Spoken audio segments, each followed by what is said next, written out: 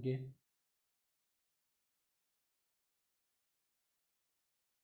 Hey everyone, good afternoon. This is Abhishek Mathur, your physics faculty for JEE Mains at Altedemy, and I welcome all of you to this amazing lecture of wave optics. Hello everyone, I hope you are doing fine everyone. How are you all? Please reply in the chat box. Please reply in the chat box everyone. It's great to have you all.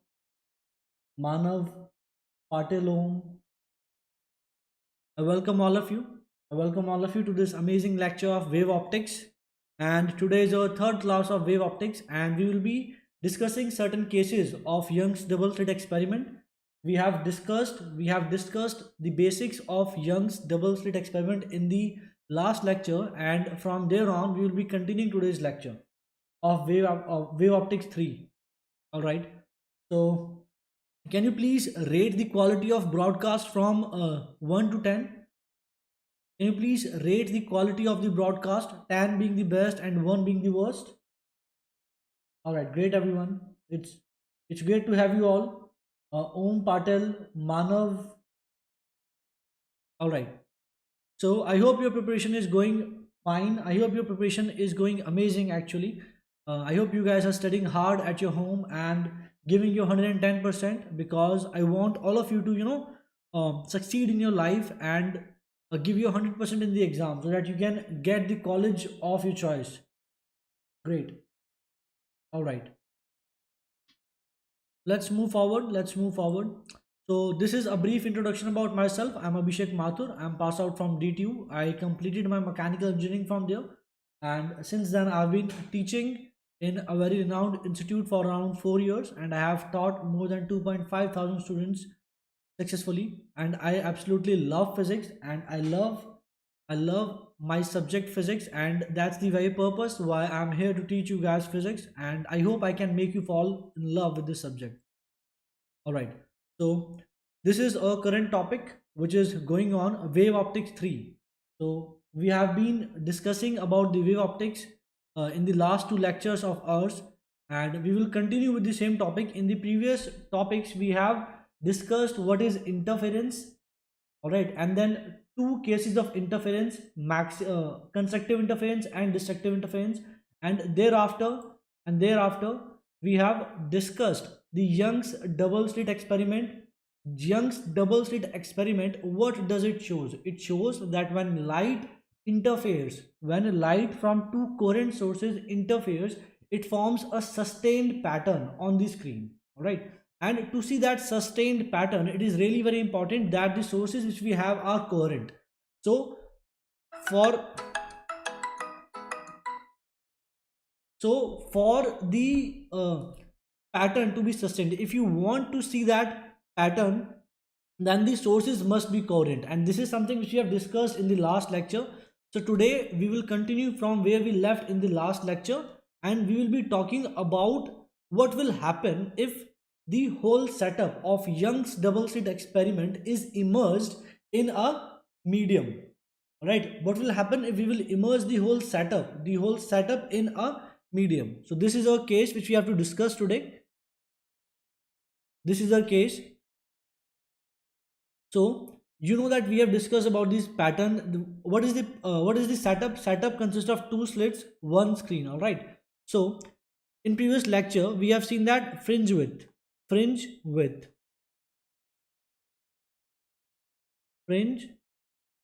fringe width is represented by beta, and this beta was lambda d by d. This was lambda d by d. All right. But this is something which is for air. We have to take a note of this, that this is fringe width in air. All right. Now what will happen when we will immerse this whole setup in a medium? For a medium, for a medium, for a medium, for a medium, we know that we have a physical quantity known as refractive index. What is refractive index, beta? Refractive index is the ratio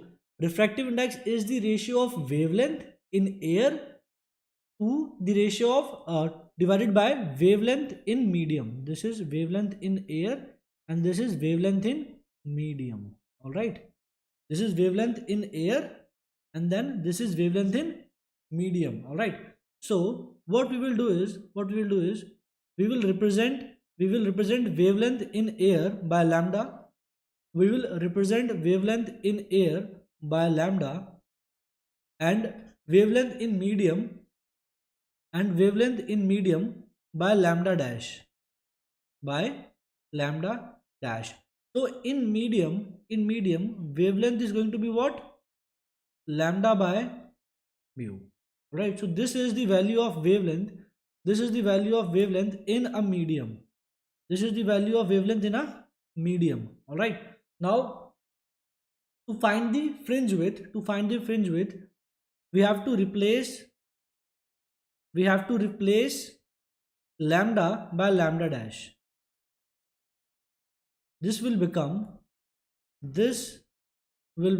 beta dash is going to be lambda dash d by d.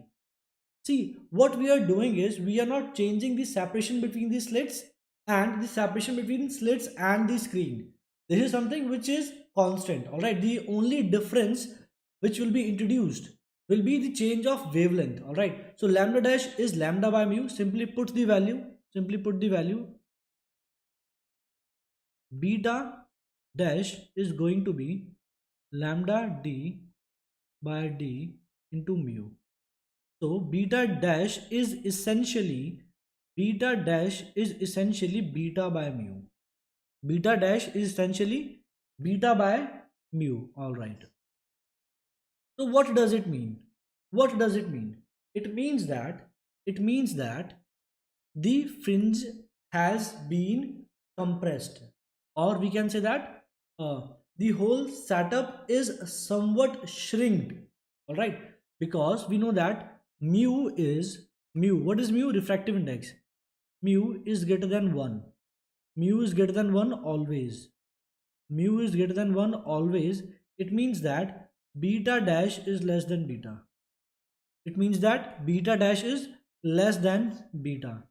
So what does it mean? It means that the whole setup has the whole pattern which was obtained on the screen is shrinked. All right, note, we can say that whole pattern obtained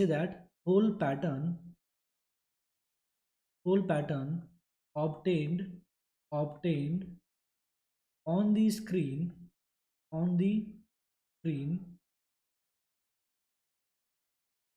has shrinked. All right, I hope this case is clear to all of you. That if whole setup is immersed, then the fringe width will decrease, and we can say that the whole setup or whole pattern is shrinked. Can we move forward, everyone? I hope this is clear to all of you. Should we proceed? Do let me know, everyone. Please do let me know if this is clear to all of you. All right, great. Now let's discuss a very important case, that what will happen if the parent source which is placed behind the slits to make two coherent source is not placed symmetrically. See, what we learned in the last lecture was, if these are two slits, then the parent source then the parent source was placed symmetrically. This was something which we have seen. This is something which we assumed while studying the basic setup of Young's double slit experiment. Now, it is not necessary that this parent source is placed symmetrically. All right, it can be placed asymmetrically. So this is the case which we have to study now, when the parent source is not placed symmetrically. I hope this is clear to all of you. Should we proceed? Great. So let me draw the diagram for this case now. This was what we have learned already in Young's double slit experiment. Everything which we have derived so far was considering the fact that the parent source is placed symmetrically. But now, in this case, this is not the case. In this case, things will change. Alright, so let me draw the diagram. If we have a screen here, if we have a screen here, if we have a screen here, and this separation is D, this separation is D, we know, and this separation is small d, this separation is small d, this is slit 1, this is slit 1 S1, this is slit 2 S2, and this time the source is not placed symmetrically. This time the source is not placed symmetrically. So the source is placed here. Let's say this is our main parent source. This is our main parent source. Main parent. All right. Now, when the wave will originate from the parent source and it will reach to S1 and S2. See what happens. Please pay attention. If a wave reaches out to slit 1 from parent source and another wave reaches out to source 2, can you see that these two paths are not equal? Please pay attention that this path and this path, are they equal or not? Please have a careful look and then let me know whether these two paths are equal or not. You will realize that these two paths are not equal. Distance traveled by the wave from the parent source to reach S1 and S2 are different. They are not same. Alright. So it means that when the waves are reaching S1 and S2, there is already some path difference. There is already some path difference and thus there is already some phase difference. So the wave which is obtained here, the wave which is obtained here and which is obtained here, they already have some delta x between them and delta phi between them. I hope this is clear to all of you. If I start now, please reply. Arga, of course you can. What makes you think that you can't? Please let me know. Arga, if you are willing to work hard, if you are willing to give your time for the preparation, of course you can do it.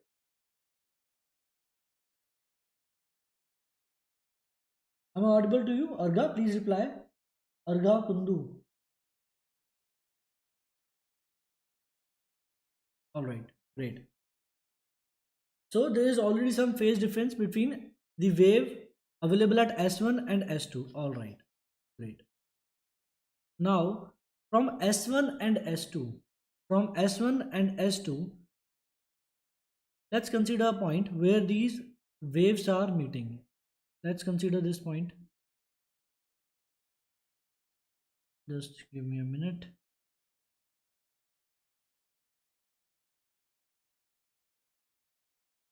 So I have taken a point P. Where the light waves are meeting. I have taken a point P where light waves are meeting. All right. Now, please pay attention. That there is already some path difference. If this angle is alpha, let me draw a perpendicular from S2.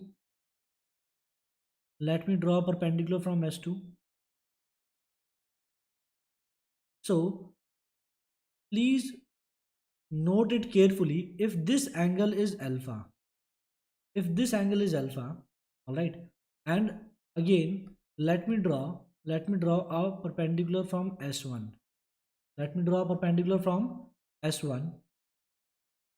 If this angle is also 90 and this angle is theta,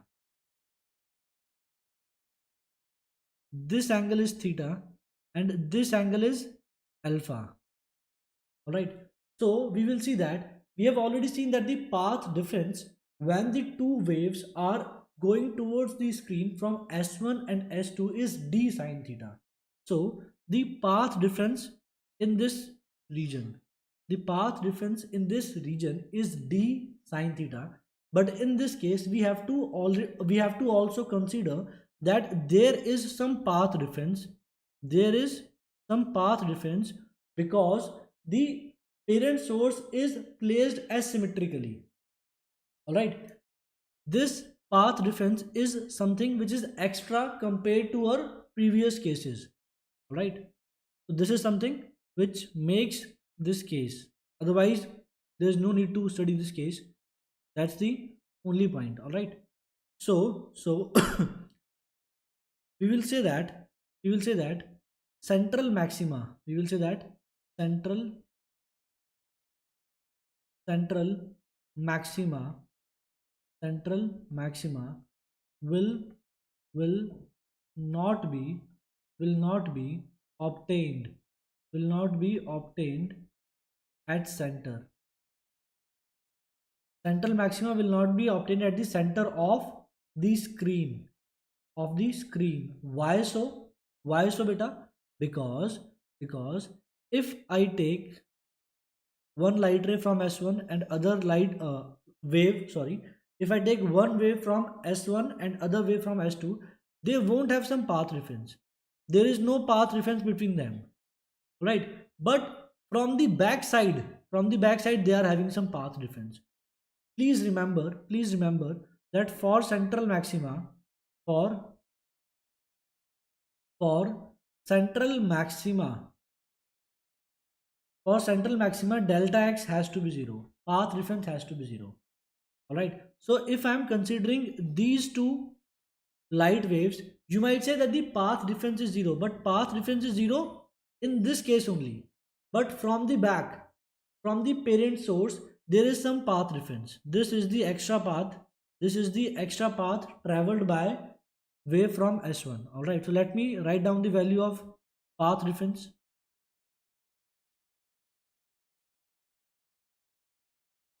Right. So this value,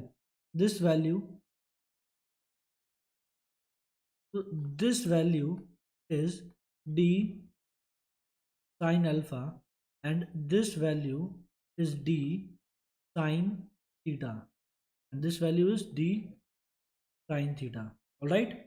I hope this is clear to all of you. Now for central, how to avoid destination. Sorry, I am JE to please reply. How to avoid Arga, you can join our Telegram channel. There we can discuss how you should proceed for your preparation. All right, you can join our Telegram channel. Okay, I will uh, show you the barcode. This is the barcode for our Telegram channel. Please scan it and join our Telegram channel to be in touch with all the teachers so that they can guide you in a better aspect. All right, Arga, can you hear me? Arga.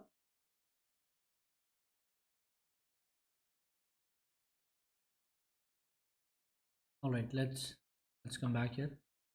So for central maxima to be 0, the path reference has to be 0. All right, it means that d d sine alpha has to be equal to d sine theta. So it means that alpha equals to theta. Alpha equals to theta. All right, so alpha should be equal to theta. It means that at this particular angle alpha, you will be getting your central maxima. You will be getting your central maxima at what angle? At angle theta. All right. Right. So this was the case. I hope you have understood this case. So basically, what happened? Central maxima got shifted. Central maxima got shifted. Central maxima. Central maxima got shifted. That's it. I hope you understood this particular case. All right. So see, these are two barcodes. These are two barcodes. The first one is for a Telegram channel. You can join our Telegram channel and stay in touch with all of the faculties and ask your doubts ask your doubts and get a clarity about your preparation, how it's going on. And if there's something which you'd like to ask us, we are more than willing to reply to your messages. All right. And the second one is for all the materials, all the free material which is available at altedemy.je. You can scan this code and get all that material. All right. The first one is for the uh, channel, second one is for the chat. All right. Right. Please, just in case if you have not joined the Telegram channel yet, please join the channel. It is for your own benefit. All right. Great. Now let's I hope this is clear to all of you. Parents, when parent source is not placed symmetrically. All right. So the conclusion was, what was the conclusion? What was the conclusion? Sorry. What was the conclusion? Conclusion was that central maxima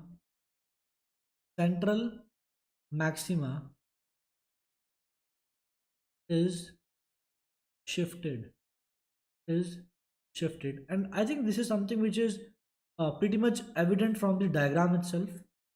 Let me draw the diagram again. See, if I'm talking about a point like this, if I'm talking about a point like this, let the point be P, and this is S1, this is S2. We can clearly see that there is some path reference. Now, if the parent source is placed asymmetrically, uh, something like this, something like this, then what will happen? We can see that there is some path difference. There is some path difference here as well. Let this be delta x dash. All right. So at point p wave from S1 is traveling less and wave from S2 is traveling more. So the path of S2p is greater than S1p. Now to compensate for that, from the source the wave has traveled a longer distance. To reach S1. Right. So this was a condition, delta x dash equals to delta x. I hope this is clear to all of you. Great. Now here comes another very interesting topic, another very interesting thing, which is optical path length. See, optical path length is something uh, which is uh, it bothers some of the students. I've seen some of the students struggling in this. So I hope that after today's lecture you won't be having any problem in optical path length. All right. So what is optical path length? Let me explain it with the help of an example. Let me explain it to you with the help of an example.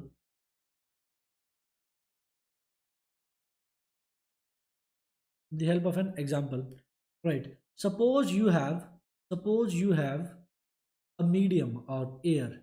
Let's first talk about air. We have air. In air, there is a wave. In air, there is a wave whose wavelength is 3 centimeter and velocity is 6 centimeter per second.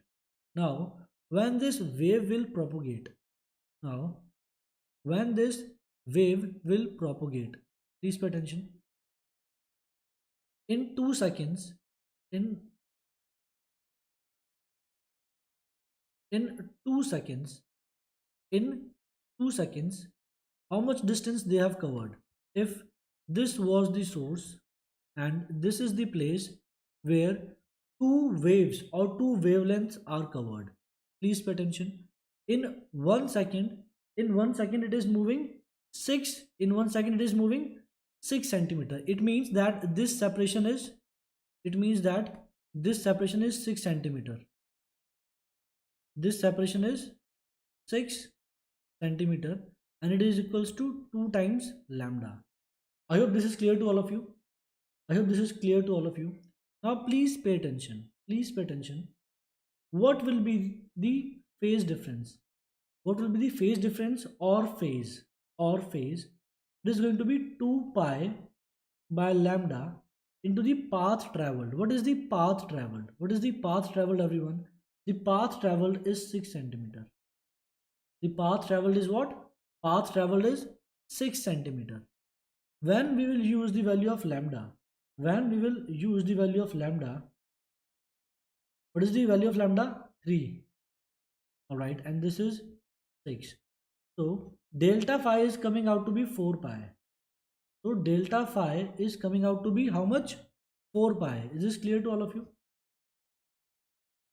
So the phase difference developed or the phase developed by the wave by traveling 6 centimeter is how much? 4 pi. I hope this is clear to all of you.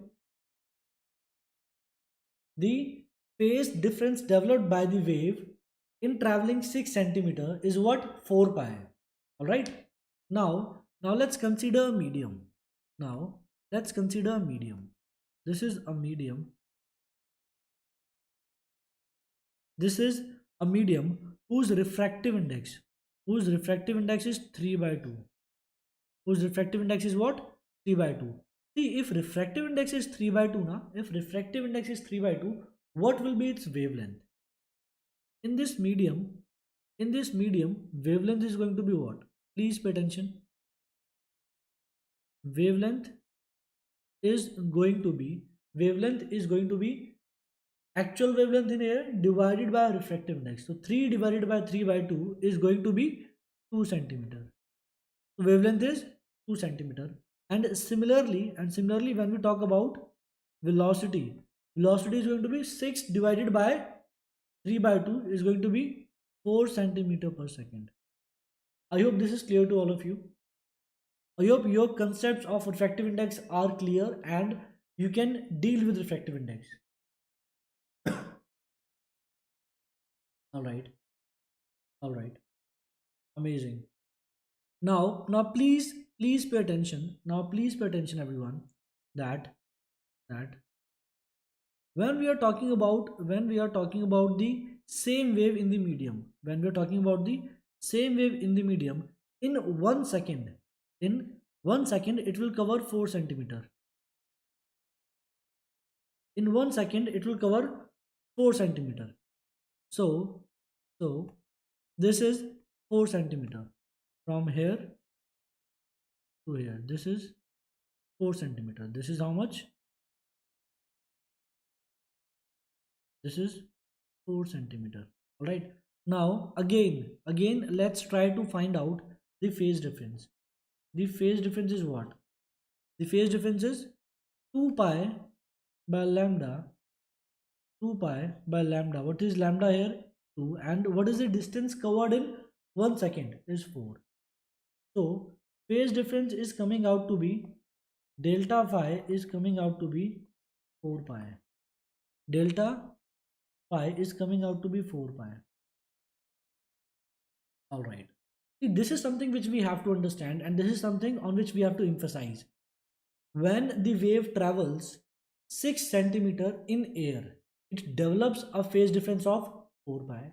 And when the same wave travels in a medium of some refractive index, it develops the same phase difference by only traveling 4 centimeter. By only traveling how much? By only traveling 4 centimeter. I hope you have understood this, everyone. See, the phase difference is same. But the distance which has to be traveled in air and medium are different. in medium we are getting same phase difference by traveling a distance of 4 centimeter, whereas we are getting the same phase difference by traveling a distance of 6 centimeter in the air. I hope this is clear to all of you. I hope this is clear to all of you, beta. Please reply. Those who are in the class, please reply. All right. So this is something which we have to understand. This is something which you have to understand. I hope you have written everything here. I hope you have written this. Let me just erase it. There is one point which I would like to write here. That is, what is optical path length? What is optical path length? See, from this example itself, now you can say that distance traveled, distance traveled in medium, which is 4 centimeter here, is equivalent to distance traveled in air, that is 6 centimeter. So 4 centimeter in medium is equivalent to 6 centimeter in that air, in the medium air. When we talk about air, 6 centimeter in air is equivalent to 4 centimeter in medium. All right. So let's write the definition. Let's write the definition of optical path length. All right. See, path traveled, path traveled. Let me erase it. Uh, path traveled in in medium, in medium gives same delta pi as obtained as obtained as obtained in air by traveling by traveling a larger by traveling a larger distance. All right. So distance, what is optical path length? What is optical path length? Optical path length is optical path length is mu times x, is mu times x. Now what is x here? What is x here?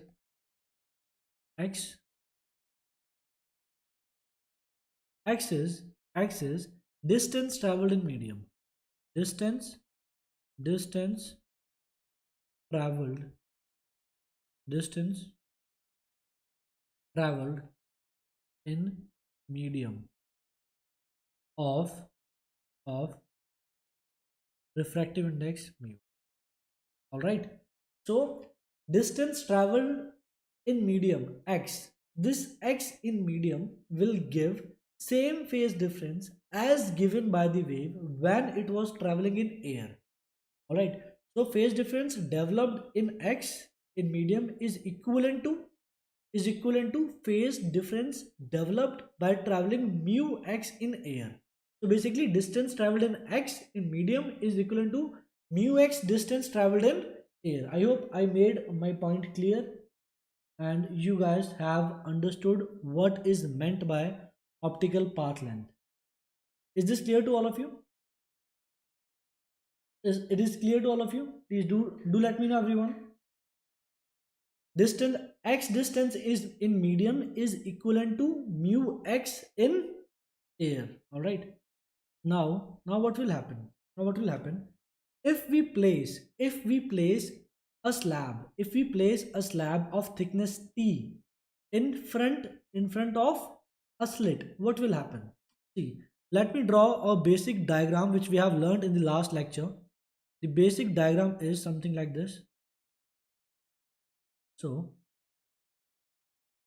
this is my slit and this is my screen. This is my screen and this separation is d. Right. So this separation is d.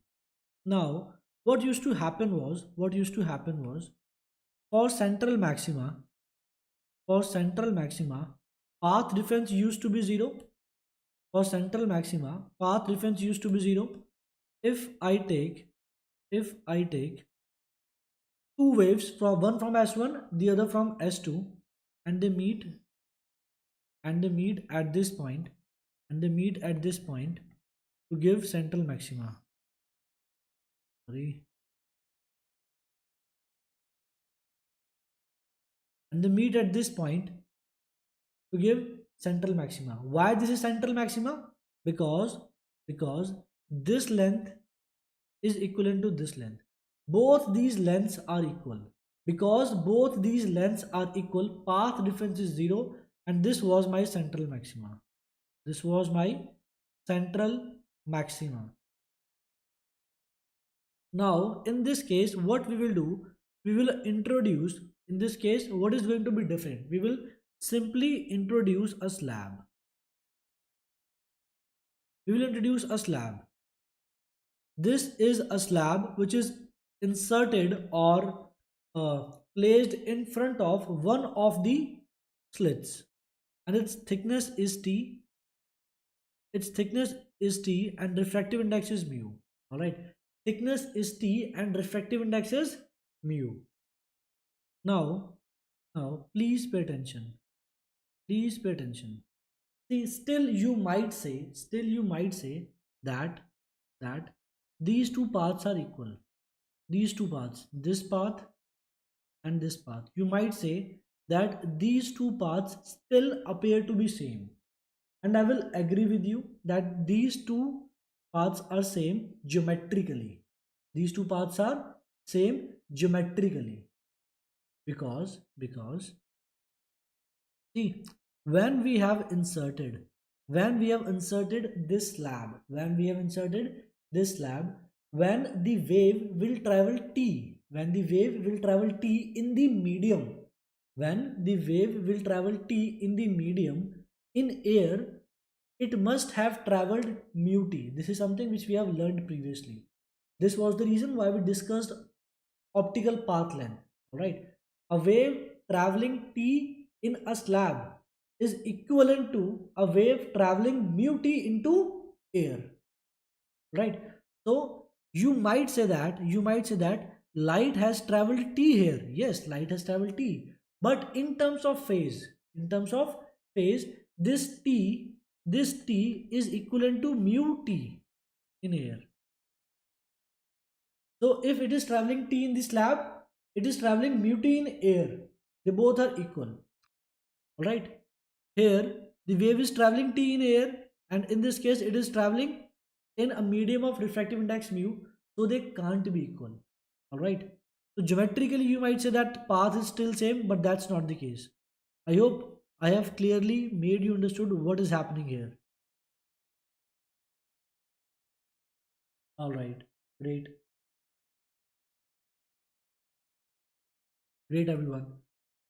Let's proceed further. Let me give you an idea how things are working. See, our path difference, our delta x is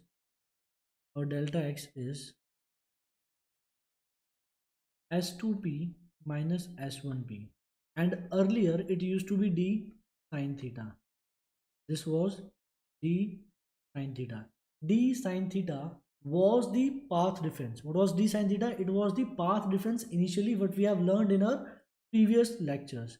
But now we will do one thing. We will change a few small things. See, this is geometrical. This is geometrical. We have to also consider the effect introduced when we placed a slab. So the actual path difference is going to be delta x dash, and this is going to be delta x. See, in this delta x, what we are doing is we will subtract this t. We will subtract. See, when the wave travel t in this slab, it is actually equivalent to mu times t. So I will subtract the t. And I will add mu times t. I hope this is clear to all of you.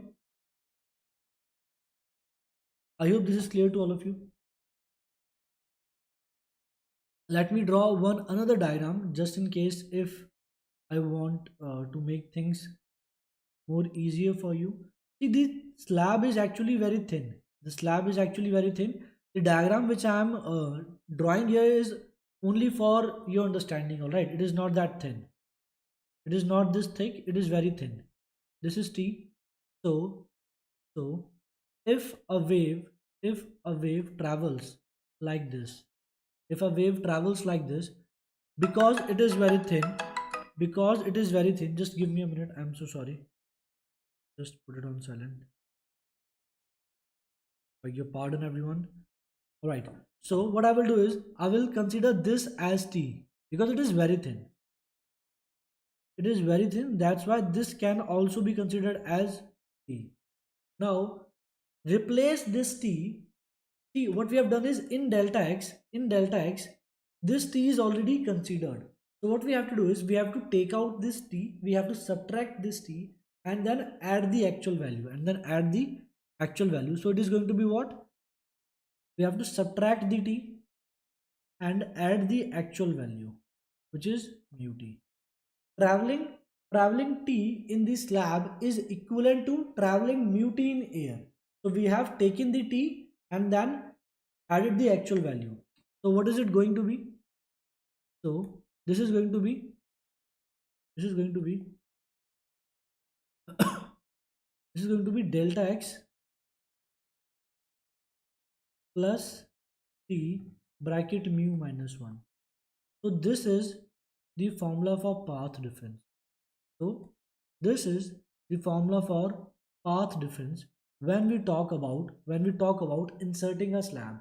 See in this case we have uh, used a single slab. There can be a case where two slabs are used. All right, so that is something which we can deal with. I hope this is clear to all of you. I hope this is clear to all of you, everyone.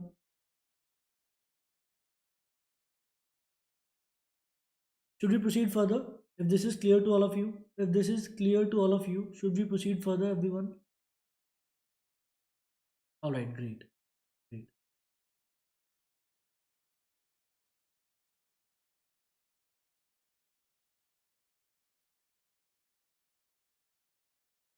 All right. So let's discuss the position of central maxima. Let's discuss the position of central maxima. Position position of position of central maxima. Position of central maxima. See, in this case, when we have a slab with us, in this case, when we have a slab with us, if this is the screen, if this is the screen, and this is the center of the screen, this is S1, this is S2, and this is our expected position of central maxima. But what we have done is we have placed a slab here.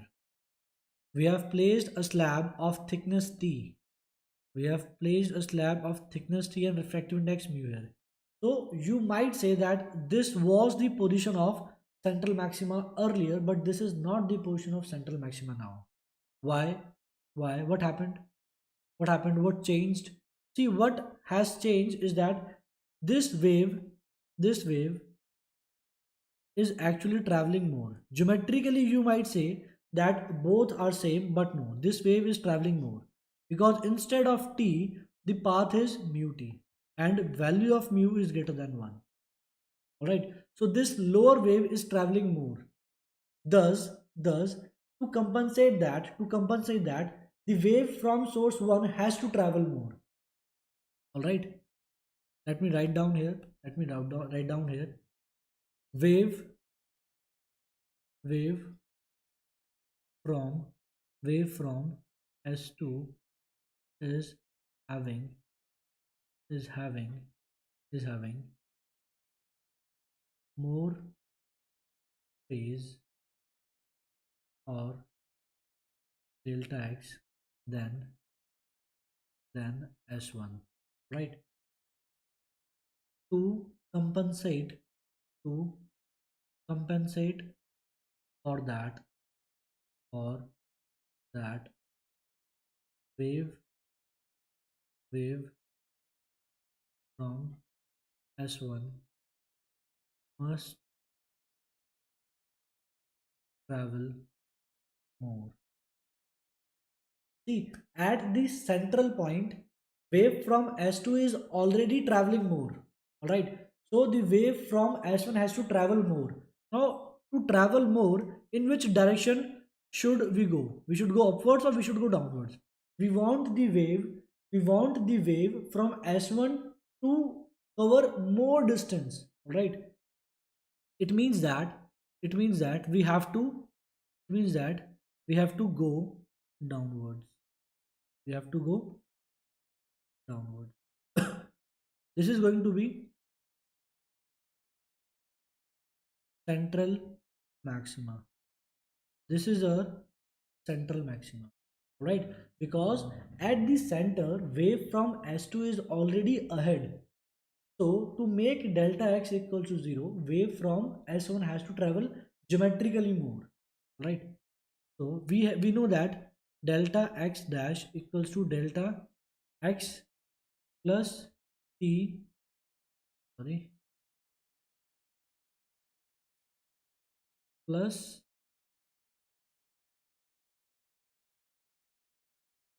t bracket mu minus 1. Alright, now to make it 0, now to make it 0, to make it 0, to make delta x dash equals to 0, delta x should be equal to 1 minus mu into t. I hope this is clear to all of you. I hope this is clear to all of you.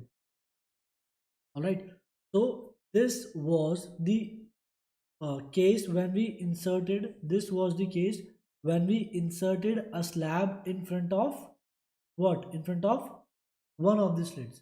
Similarly, we can place it in front of other, we can place it in front of other uh, slit as well. The slab can also be inserted in front of S1 and S2 both.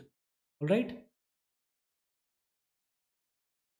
now it's time to solve some questions. Let's solve some questions. So this is our first question. In first question, we are having two coherent sources. We have two coherent sources of intensity ratio B. Ratio of I1 by I2 is given to us as B, right? Ratio of intensity I1 and I2 is B or beta, and we are required to find we are required to find the value of Imax minus Imin divided by Imax plus Imin. We are asked to find out we are asked to find out Imax minus Imin divided by Imax plus Imin. This is something which we have to find out. Alright. So the first thing which we have to do is we have to find the value of Imax and Imin. What is Imax and what is Imin? See, what is Imax? Imax is the intensity when two waves interfere constructively. So let me first write down the value of Imax. If you remember the formula, we can directly write it as root I1 plus root I2 whole square. And Imin is going to be what? Imin is going to be root I1 minus root I2 whole square. Alright, great. Now simply put the value of Imax and Imin in the required expression.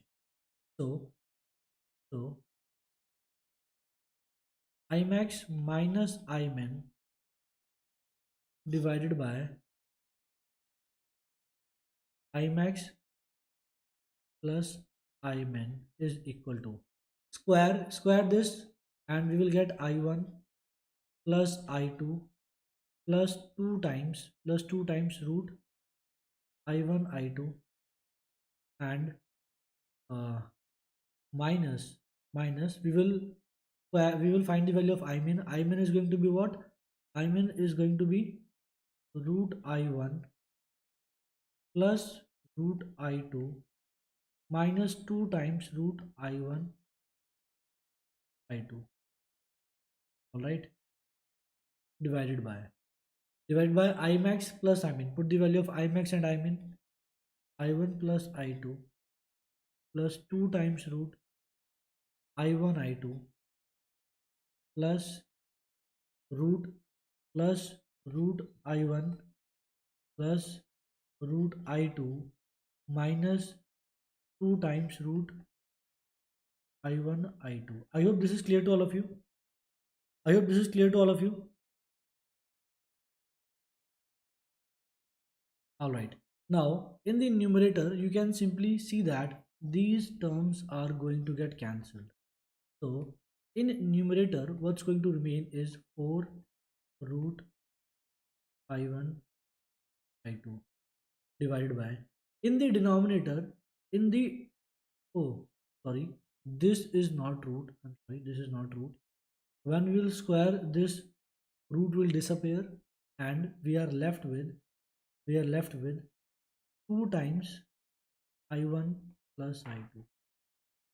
We are left with 2 times I1 plus I2 because root term will get cancelled. Root 2 root I1 I2 will get cancelled from minus 2 root I1 I2. Alright. Now what we have to do is we have to take the ratio. We have to take the ratio. So I1 by I2 is given as B, So we can simply replace I1. We can simply replace I1 by B times I2. Alright, this is something which is given. The ratio of individual intensity was given initially to us. So what we will do is we will simply put that value. Right, we will simply put the value and we will solve our question. Great. Replace I1 by beta times I2 and this is going to be 2 times root I1 is beta B I2 square divided by B I2 plus I2. This I2 in the numerator will come out of the root because it is square and then it is cancelled by the I2 in the denominator. So we are left with 2 root B divided by B plus 1. So this is our answer. This is our answer. Alright. This is our answer. I hope this is clear to all of you. I hope this is clear to all of you. And then we have one another interesting question. We have one another interesting question on the insertion of this slit. I won't be solving this question completely, but what I will do is I will discuss this question. I will discuss the concept on which it is based, and I will simply give you a hint. And I want you guys to try it yourself. All right, let's read the question together. In Young's double slit experiment, when a glass plate of refractive index 1.5 having thickness T is introduced in path of one of the beam, the intensity at the position where central maxima occurred previously remains unchanged. The minimum thickness of the glass plate is. Alright, great everyone. See, please try to understand what is being said here. What is being said here? Please try to understand the question. Question is saying that at central maxima, we used to obtain at the center of the screen there used to be central maxima. All right, there used to be central maxima, and after the insertion of the slab, there again has to be a maxima.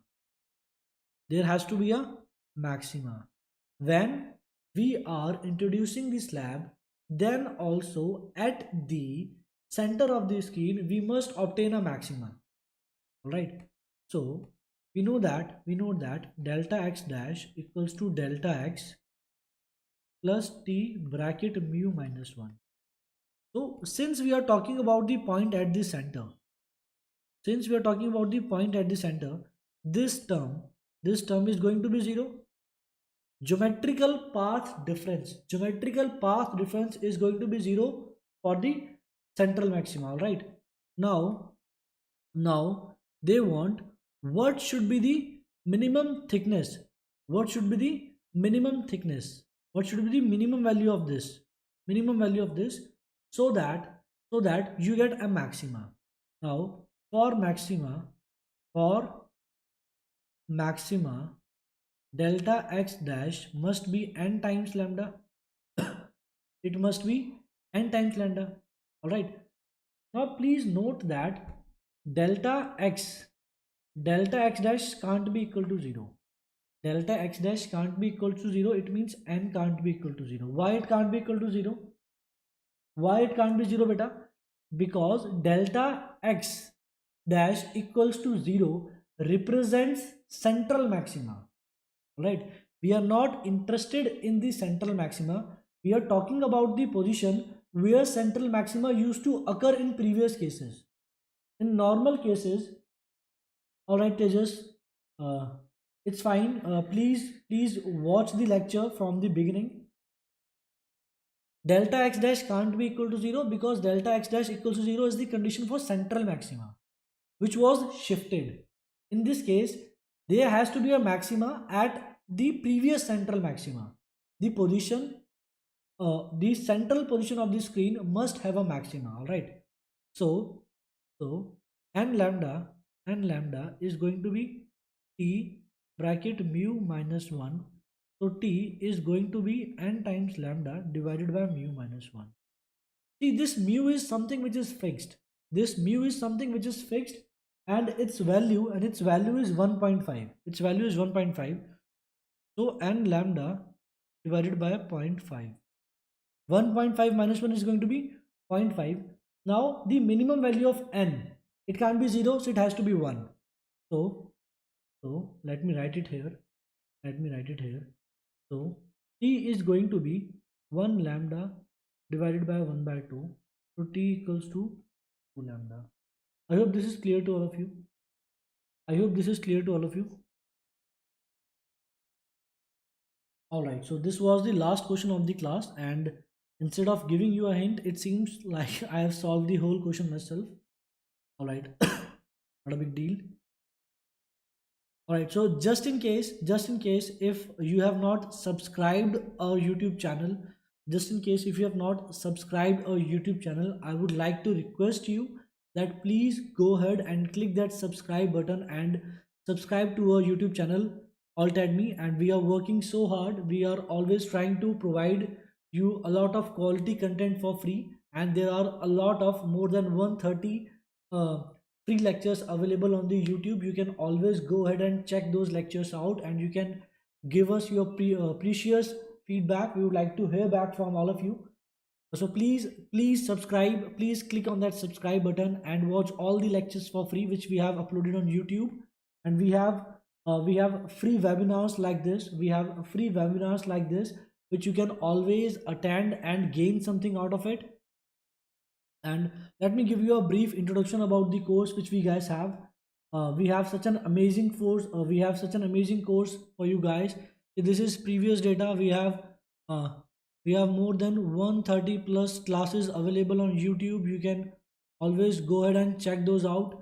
We have an amazing educational platform. It has been designed by experts. We have given a lot of time to design this platform, and to considering the needs of the students. And the whole syllabus is prepared by JEE experts, those who have been associated with the field for a long time, and they have all the procedure and all the knowledge and all the skill set which is required to create the amazing syllabus which they have created.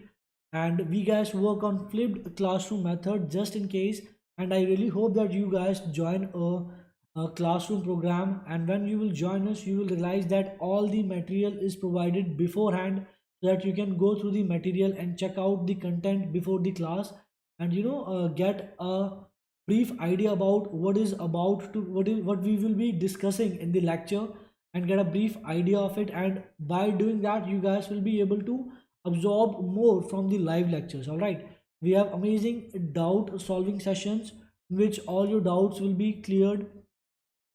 The theory, as I said previously, is the theory is prepared by the experts, and the theory is more than sufficient to clarify, to clear your all your doubts, and to give you an edge over all your competitors and all your peers. And this study material will consist of all the theory and the questions. You guys will be getting a homework, and there will be selected questions by the mentors and the teachers at Altedemy, and you guys are required to solve those questions so that you guys can get a hang of what we have learned in the class. All right, and we have amazing webinars like this to reach out to as many students as possible, and to give you amazing content which we guys are preparing for you guys. All right, so we have already discussed there are three types of programs. We have already discussed there are three types of programs and courses at Altademy. One is light, the second is smart, and the third one is proficient. The light program consists of interactive live classes which are absolutely amazing. You will be able to interact with your teachers and clear your doubts then and there only. There will be PDFs of all the theory and the questions, and there will be live test. All right, see, my personal favorite program which we guys offer is smart, because along with all the benefits of the light program you will be getting two amazing things. One is one-on-one mentorship. You can talk one-on-one with all the teachers at Altademy, and plus you guys will be getting mock test. Mock test is something which will prepare you for the real-time situation, and mock test actually prepare you for that exam, that real-time experience which you guys want to have. All right, and then the third program is proficient program, and this pro- this program will give you some additional benefits so that you guys can have an edge over your competitors. So I hope I will be seeing you in the next lecture. So till then, take care, have a good day. I hope I will see you in the next lecture. All right, bye, see you in the next lecture, everyone.